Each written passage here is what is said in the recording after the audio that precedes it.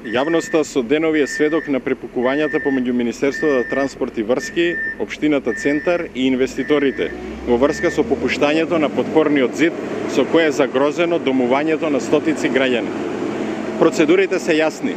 Урбанизацијата е предвидува Општината, но согласност за секој конкретен детален урбанистички план дава Министерството за транспорт и врски. Надзор на спроведувањето на Законот за градење има Министерот за транспорт и врски.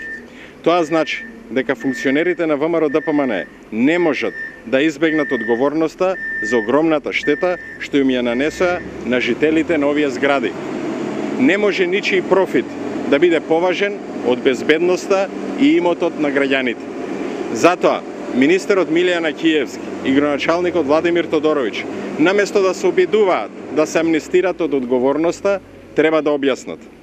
Ако причината за попуштањето на подпорниот зид е несовесна градба, што друго е на ваков ист начин несовесно и неодговорно изградено во Општина Центар?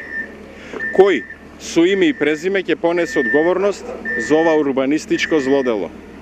Што треба уште да се случи за власта да престане по секоја цена да ја задоволува алчноста на својата бизнис олигархија? Зошто во секоја градежна афера во изминатите 6 години се јавуваат истите бизнис миленичиња на фамилијата, кои градат и на плоштадот и на водно? Благодарам.